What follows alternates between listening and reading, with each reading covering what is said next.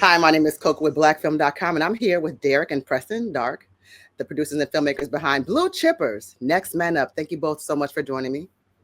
Thank you. Thank you for having Thank me. you. And let's get the obvious out the way. You all are not just brothers, but you're twins. Yeah, we're identical. Okay, you're identical twins. So I mean, it's not hard to tell that you guys have very different haircuts. Did y'all ever try to do the same thing at the same time? Yeah. We went to each other's classrooms. We took each other's tests. Get out of here. Yeah. But I had a homegirl. I have identical twin. Really, really good friends of mine. That I went to school with, and one of them had like a really good job at the time. We were working at the job together, and she would let her sister go on her doctor's appointments so that she didn't have to pay the medical stuff. I thought that was dope, but I thought that was interesting. Yeah, y'all ever did something that you went that far? No, but that's a great idea. That's a great idea, right? Right. Oh, hilarious. But let's get into Blue Chippers here, right? So is Blue Chippers, I would assume, is that an adaptation somewhat from the original Blue Chip? Talking about the movie? The movie, yeah. Like, is that some kind of, I mean, I don't know. Like, is that the idea, or is this Blue Chippers in terms of like the sports idea of like blue chip in sports? No, we call it Blue Chippers because it was like, it's a term that's used particularly in like, football, basketball. Right. Those are usually like the best of the best of their kind. Mm-hmm. Yeah. And one of the things that was brought up here when we look at this documentary is like these are the best high school players, right? And everybody ultimately their goal is to get to the NFL. But you guys kind of introduced it immediately in the film, like the odds of making it to the NFL. So you're looking at these kids, and you guys are looking at the documentary that you're making, but you're also looking at perhaps what their odds will be to make it to the NFL. So as you see and you watch them take on their dreams and absorb their journey, do you think about like how they're going to receive, whether the opportunity is good or bad, like how they'll receive any of this information? Like where were your heads at with each of the players? Well, with each of the players, we we saw that they did have potential, and that's why we kind of like picked those to follow because we feel like those four guys had the most unique stories out of a lot of the recruits that were a part of that class. So I don't know if that answers your question. It's all right. We get to stuff. Like I said, I edit everything. So every answer is always a good answer anyway. But that was a good answer anyway. But also, you all decided to focus on something that was close to home. So you could have really chosen anywhere. Why was it so important to highlight those individuals that come from Louisiana? Well, Louisiana historically puts out the most NFL players. Right. So we wanted to tell that story just to kind of like highlight, what type of athletes that we breed down here. Right. We're a very small state, but we produce some of the most top athletes, especially football players. And if you look at it like right now, I just saw a stat like pretty much all the receivers that's in the NFL, like the top receivers are all from Louisiana. Right. And like they're all within like 100-mile radius of each other, which is so crazy. So we just, we wanted to highlight that and tell that story. And the best way to tell it is, tell it with athletes from our backyard.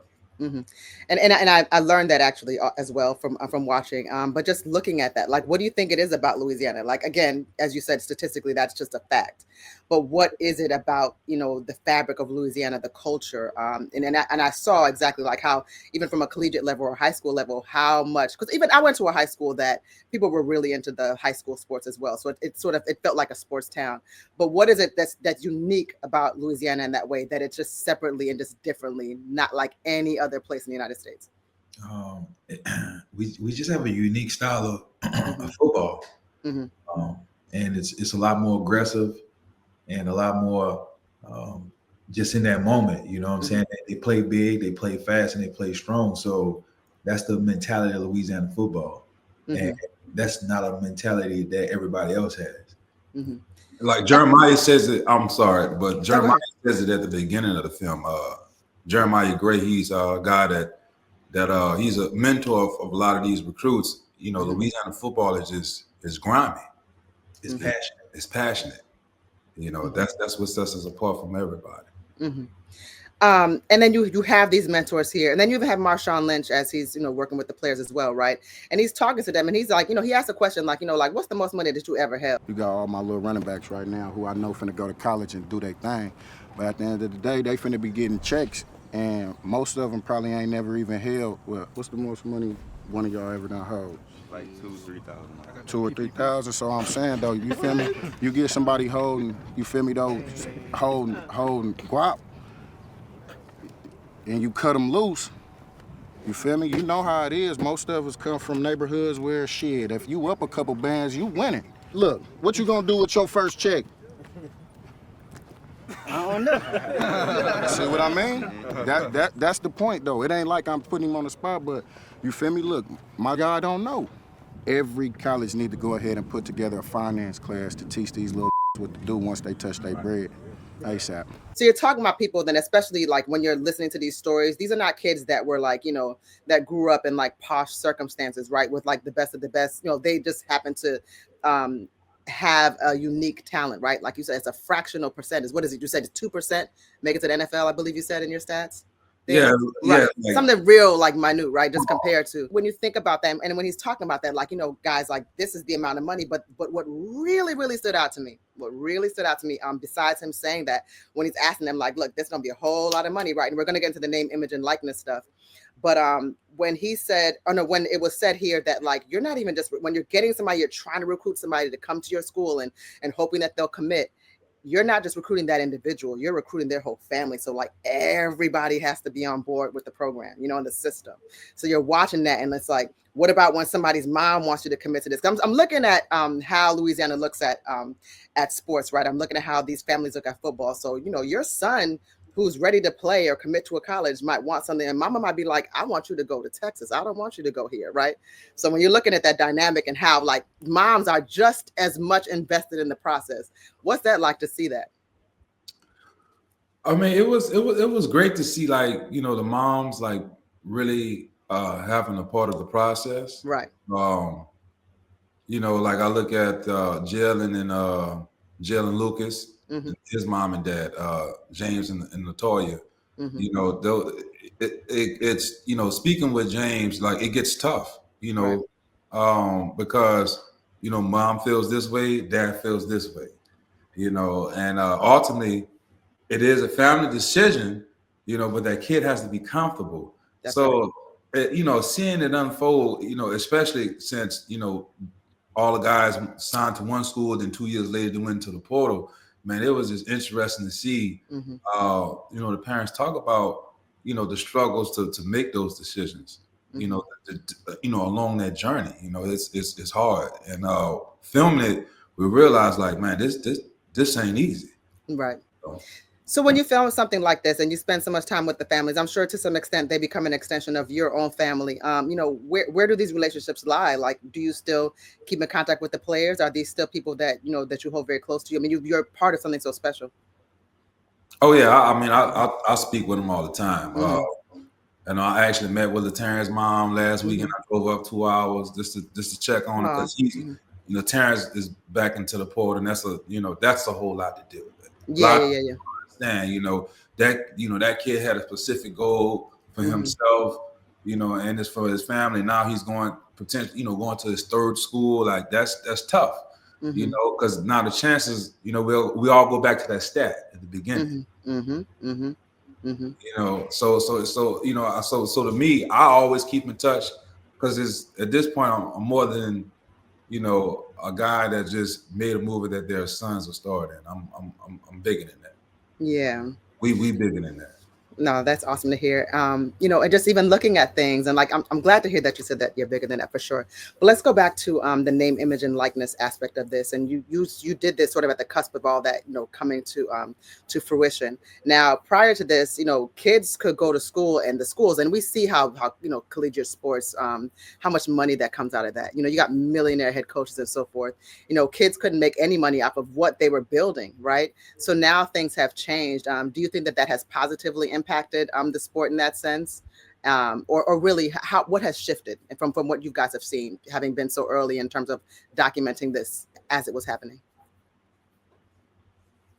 What we've seen so far. Yeah, like what do you think about that? Like, I guess the basic question is, and I kind of really know the answer, but I'd like to hear what you have to say. But my basic question is more so like in terms of NIL deals. do you think that it's a great thing that the children are not, well, I'm shouldn't call them kids, these are grown men, they're probably a lot taller than me and I'm tall. But what do you guys think about, you know, the kids finally being able to make money off of what they themselves have built? I mean, I think that's a good opportunity for them. Right. But like with anything that comes like that, there's going to be good and bad because things still have to happen for people to learn from. That's right. So you're going to see just a lot of things unfold. So, I mean, I'm glad that it's happening, but I'm still standing in the side of like, hey, yeah, they're supposed to get paid. Right. But I'm just, you know, you're going to see the things that goes bad that comes with it. So whatever there's good comes bad with this. So. Right. Yeah, that's fair. I mean, the same thing even with professional athletes, you know, they often attempt to like give them some like financial literacy courses or just hope that things are going to go well. You know, first thing somebody might do, not everybody, is go out and buy a chain, you know, or like get all their homeboys cars, you know, so that might happen whether you're, you know, an 18-year-old or a 25-year-old, you know, Right. there's just certain things that some people are just going to do anyway, you know. So let's just talk a little bit more about you guys and your career trajectory. So you started off as athletes yourselves. Yes. Mm-hmm. And so that's what the passion of bringing this documentary, that's what that's all about, right? Yeah. We were athletes. We wanted to, and me being, I'm also a high school teacher and coach. Oh, dope. Right. Right today. Like right now. Oh, that's dope. Mm-hmm.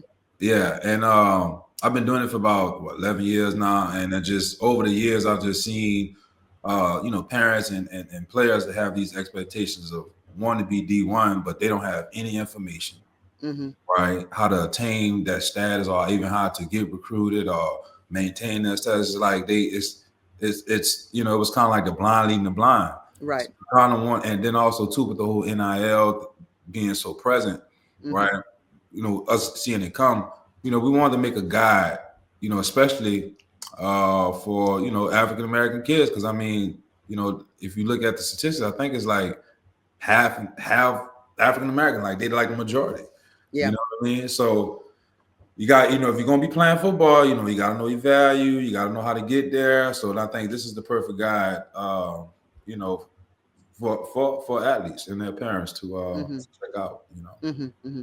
Yeah, I mean, because I'm not gonna lie to you guys, like when it comes to football, I don't, you know, like for me to be a part of something, I kind of have to feel it or know it.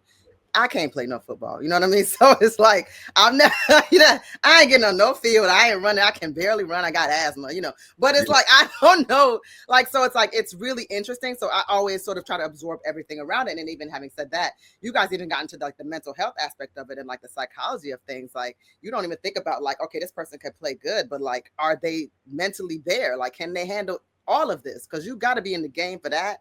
You got to be in the game like you're even like with the schooling. One of the athletes there was kind of like about school, but it's like all of this stuff has to, you know, it all comes with it. You know, it's not just, you know, you can't just be good, you know, Right. for people to want. Right, exactly. You can't just be good. Like your mental has to be there. Mm-hmm. Your mental has to absolutely be there. You got to be locked in. Like you may have that goal, but you know, when you are Division I recruit and you're going to college, Mm-hmm. this is the time in your life where you're gonna have like a lot of first times. Oh, I like that. Mm-hmm. That's true. You know what I mean? Just think about it. So now it's just like, all right, do you have a toolbox? And okay, you may have a toolbox. Do you got the tools to go in the toolbox?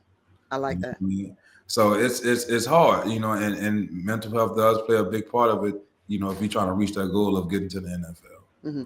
There's been so much conversation, and I'm asking this delicately, about football, right? And as a sport, and like, should we continue playing football in the same way? People, now we're talking about like CTE and things like that. You know, as you guys have gone on through all of this, and even in looking back at your own sports careers, are you concerned about people's health in regards to football? Do you think that the sport needs to sort of change or adjust aspects of how it's played? I mean, I think right now is in a perfect place. Okay. They taking the necessary Good precautions now, because they made practices a lot more not so intense. Mm-hmm. So you don't have that extra liability in there to get those injuries. Like you limited those chances of that injury happening. Mm-hmm. So which is, I think, good. And they wearing like the guardian caps at practice, and they allowing them to wear it in the pros. So which is a really good point to start. It's a mm-hmm. good point for them to start, and I think it's a very strong one. So I think the game is good where it's at. I mean, I think that, for even saying that, like, I think football kind of gets a bad rap in that sense. Like, there's a lot of intensity to all sports, really, So it's not just football. Think about the impact in like boxing. It's a lot of people that you look at how they speak now, or as opposed to like 10, 15, maybe even 20 years ago, and you can see certain things. But at boxing, that's a complete shock, right? Those could be like headshots and things like that. So football to me doesn't even nearly have that type of impact. And of course, it would depend on the position that you're playing as well. But I just feel like football kind of just got sort of hoisted up as like the poster kid of that type of thing, when there's a lot of things that we could be attacking as far as what we do physically with our bodies. Yeah, well, I look at it like this. Football, you're gonna have a lot of trauma to the body, right? If you're playing against someone, but also too, we can't rule out the fact that other sports, they got to train rigorously. Yeah. Which is also a lot of impact to the body that people may not think about. Mm-hmm. Like basketball players, them jumping and forcing themselves, putting force through the ground to spring up, right? Going against gravity, and like your body's gonna break down if you keep doing that, right? That's right. You skating on ice, like you in a position to where like it's not an awkward, it's not a fluent position. You know what I mean? It's very, very awkward. That's what athletic is. So it's just that football, right? Their thing is, CTE, like you can have head trauma, which I think there are taking a lot of, steps to actually improve the game. Mm-hmm. But just like I said, that's the thing with football. But each sport, right? Like if you're a soccer, right? Mm-hmm. You're running miles, right? So your bones and your ligaments, they're going to deteriorate because of the usage. That's right. Right, but they don't have CTE for soccer players with legs. Right. No, you see athletes that in their older age and they are like worn down, and it's especially like you see like basketball players and they can barely, you see like you could tell there's a lot of pain and arthritis and all kinds of things that come to being a lifelong athlete. So they make like sacrifices. But yeah, to your point, there's things that can be sort of seen or proven in the brain, but then there's other things that happen and degradation that happens in our joints and so forth. I felt it myself, and I ain't no athlete, but I've definitely felt it myself. But I want to talk about a little more again about some of the things that you guys have done historically. What leads us to this documentary, not only you guys both coming from an athletic background, but also that you've done some music video directing as well, right? So how did we even transition into producing and directing in the first place? How did you guys get there? In college. That's what things started out at. Had an idea to get a camera, and we was good at networking, and I really wanted to kind of like master that craft. Sure. And I really took a liking of it. So it kind of like went from there. Started as one little thing, and now we're here. Started from the bottom, now we're here. But how do you guys, okay, so we can kind of like poke and make fun and joke at the idea that you guys are twins, but even like as I'm watching the dynamic of how you all take on questions, everybody just knows what time it is for them to answer the question, right? Like I'm watching y'all and it's kind of like, oh, that's me, but it's no kind of cues. You guys just get it and know who's supposed to answer the question. But also, like, how do you guys come to a point where you're like, okay, yeah, this is it? Like in terms of like when you're making the production decisions, the writing decisions, the casting decisions, everything, because I know me and my sister, we're very close as well, but it's like, I know we probably would butt heads on a lot of things because our ideas are not always the same. I mean, we don't fight, but how do you guys get to a point where like, okay, we got something here, we can make it work together? Is it hard to work? Is it hard to work with your brother? That's all. That's the simple question. I mean, sometimes, but what we do is whoever gets the phone call. Oh, okay. Like so I this project was kind of like my baby. Okay. So I kind of like got everything together, but music videos like in the past like it's been all Preston. Okay. And stuff. So but just like I said, though, it's just like whoever gets the call, and we just work. Like, hey, I might get a call. Like, hey, man, somebody said like Netflix called like a couple weeks ago. Like, oh man, we're gonna do this this promo for Grambling State for the 688, right? Movie that released on Netflix with Washington Tyler Perry. I handled all that. But Preston, he'll get a call like, oh man, we got to read the script and we may have to do the short film, And so he'll be handling that, and I'll be handling this. Like, all right, look, we got this date, and Preston will be like, all right, well, we got that date. That's how we do it. I think what I really like too is that while you all definitely have your careers in the film industry, but for you to say that you also are grounded in the fact that you're still doing things at home and teaching and, you know, all of those things, and still really into the sports as well. What it teaches me also is that, you know, we all have dreams, right? We all have goals. We all have things that we want to do. But at the same time, there's a lot of things that we can also be doing at the same time. Like, don't put your eggs in one basket. Everything can grow, right? But as long as, you know, you're doing all of these things, you're doing everything that you want to do at once, and they don't necessarily have to be in the same places. I like that. Oh, well, appreciate it. I mean, we was always kind of raised up on those principles of, you know, don't put all your eggs in one basket. You know, show yourself that you are well versed. Like, you can do this, you can do that. You know, even with sports, like, we just didn't play football. Like, we played football, basketball, baseball. Right. You know, so and eventually, like, something's gonna be unique and stick out, and like, all right, you're gonna just stick with that, you know. But we saw that in the film, though, like how somebody can be like a multi-sport athlete. I'm wondering for you, how do you get to a point where you're just like, well, this is the particular sport that I want to focus on? How does it get there? Because that seems like difficult, because you might equally like basketball and football. Because wasn't LeBron played both, right? Yeah, we know LeBron played both. We know Allen Iverson played both, and he was a good football player.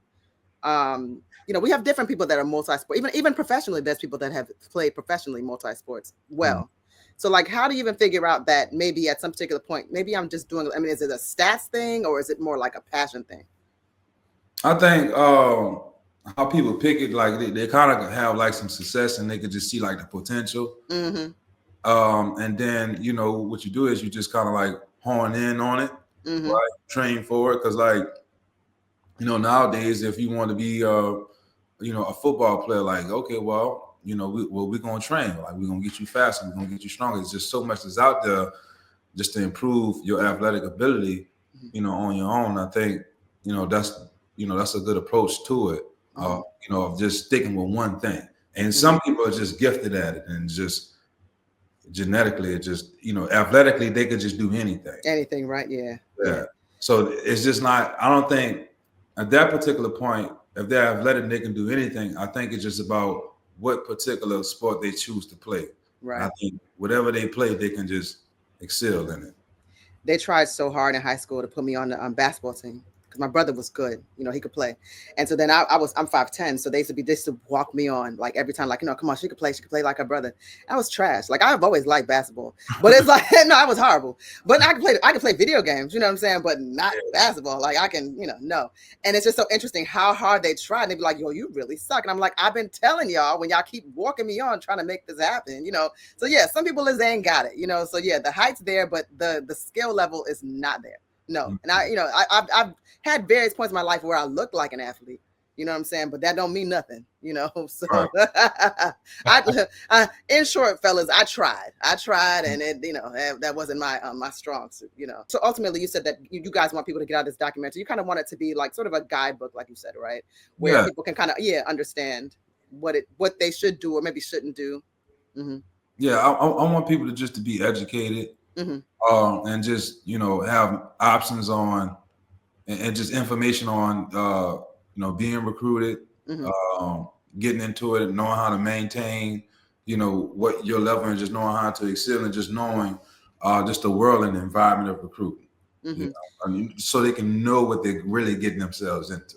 Right. I think the scariest thing for me too is that, like, a lot of these kids, like, you know, when you're in your hometown, it's very, very easy. Let's say, like, if you're really good at something, to be popular in your hometown and to be like the top, right?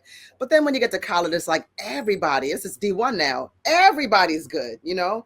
And then when you get to the NFL, like, everybody's good, and you may not be centered in the way that you were at some particular point, just depending, you know. Some people that's just what their path is, but some people become role players, and they were never a role player. So I'm always concerned about the person that just has to sort of shift how they see themselves or how they have to play or be perceived.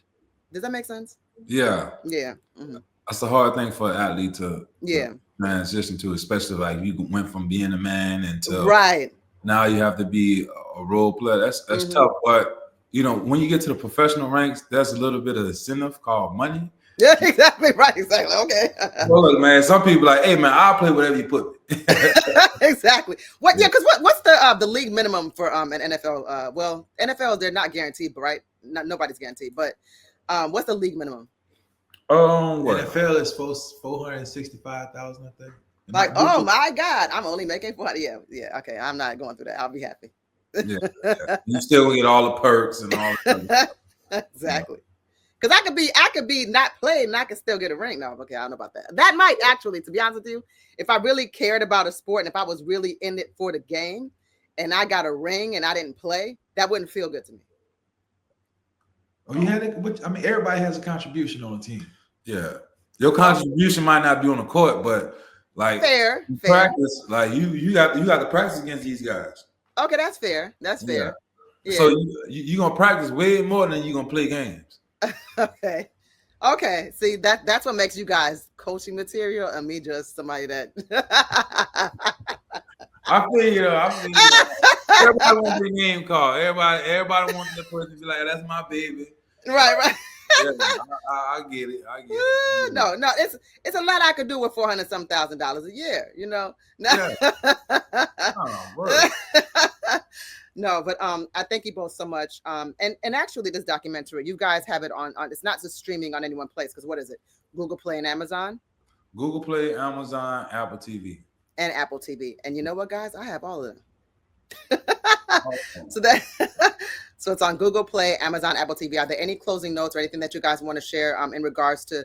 I know how special the project is to you, but just for you both, Derek and Preston, is there anything that you want to share about the project that people should know? We've talked about how it's supposed to be a motivational piece, and it's going to teach for both the parents and the students alike. Any last words? No, I mean, I just want people just to, sit down and, all football lovers, people who love sports in just general, right? Or people who just want to get into their world, people who are close to their world. Yeah. Watch it. This is your opportunity to get educated on something that was kind of like, it was kind of like hidden, but now since it's, surface level now, especially with NIL, like learn about it. Because this is what college football is going into. I've seen college football went from, hey, the pitch was this. Hey, you can come to my school, you can get a great education, right? And then you can learn from some of the best coaches, right? And the degree from here means something, and you may have a chance to go to the NFL too. Hey, look, we would love to have you here, right? We have an NIL deal. We can offer you, like how the quarterback from Michigan got rumored, right? 4 years, $10 million or something like that. Oof. It's crazy. I just saw this one kid who was in the portal. He transferred to a school just to sign his name on the dotted line, $700,000. Wow. That's life changing. Yeah, it's life changing. Like coming out of high school. Yeah. So. But you know what? I'm just nothing about that makes me mad. Because that the kind of money those schools were making on those kids. So to me, like, yeah, I'm with it. Yeah. And I'm not one to police how people spend their money. I mean, I just don't want, them to go be reckless about it. I was going to bring up something, but I don't want to get y'all in trouble. So you know where I was going to go with it. Let's talk about it. It's a certain Heisman Trophy winner who has a girlfriend. And so everybody on the internet is all up in their business. And he said, go on. Well, I'll be like, man, leave them people alone. That's what I'm saying. Leave them kids. Leave them kids. That's what I said. And I'll say this about that situation. Like my thing is like, we've all had missteps. We've all done some really, really, really wild things in our lifetimes, right? Sometimes those things could, just whatever. And youth definitely, will definitely allow for that. But my thing is like, who is anybody to step in and tell anybody what's real or how they should move? And especially coming from a place where maybe you have gone through something before. Sometimes people have to go through something to sort of see what they should be doing. And who's to even say that anything's wrong? I don't know. I know they're together though, because I saw them this Saturday. So they Hey, exactly. So y'all ain't stopping nothing, internet. Definitely ain't stopping nothing. She with the mama and the family, Grandma, walking down, yeah. grandma, like they Yeah. walking down. Everything That's good, man. that's all it is. Good, man. No, I think that a lot of the times too, I think a lot of people just in general, they show up on the internet very badly. Like that kind of attention just makes everybody look bad sometimes. So a lot of stuff is just better left off the internet. You can't explain yourself enough for these people. You can't be great enough, good enough, you know, all kinds of things. People will always find a new and an inventive way to come for you and make you seem like you're horrible. On the internet, baby. Yeah, so as far as the internet is concerned, they don't know nothing about me. They don't know where I live. They don't know what I do. And just talk, run my mouth for a living. But I thank you all so much for your time and just give me this education on football. There's a lot of things that I just don't necessarily know intimately about the sport, but it's so interesting. And to your point earlier, you don't have to be completely knowledgeable about football inside and out, but you guys do kind of give us the tools to understand it for those of us who don't know every single thing about the sport. But it's also just showing like what that recruitment process is like from like sort of from A to Z, like in terms of like the high school to the D1, and just seeing like the mentality of the students and just seeing where they are or like where they're headed. So I think you guys do a really, really good job of illustrating that and making it something that is accessible for anybody, right? So even if people don't even watch sports at all, I think it's still accessible. Right. Definitely. Yeah. And look, not even if they're a part of just football, like they could be a part of women's basketball. That's right. That's right. Track and field, right? Recruitment. Like if you got a collegiate sport, the collegiate is going to recruit high schoolers or wherever to come and compete at their school. So it's just not only just for football, it's for all sports. All the way across. My name is Coke with blackfilm.com, and I was here with Derek and Preston Dark. They're both producers, filmmakers, directors, and they brought us Blue Chippers Next Man Up. That's actually been streaming since December 1st. Yeah. It is on Apple TV. It's on Google Play. It's also on Amazon. So essentially there's nowhere that you can stream this, that you can't stream this, rather, that you don't have access to. So y'all, it's accessible. Watch it on your phones, watch it on your TVs. We can get that phone too. That was our that was our cue. Okay. No, but I thank you both so much for your time. And I know that often a lot of times people don't have this much time to speak. So I always honor and respect and definitely value when people take this much time with me. Appreciate it. Thank you both. And thank again the teamwork here where y'all just know when to speak. Just it's impeccable, man. That's like y'all got that down. Thank you, brothers. All right. Thank you. Y'all have a good day. Enjoy the rest of your day. If you want to see more content like this on blackfilm.com, make sure you like, subscribe, and ring that bell.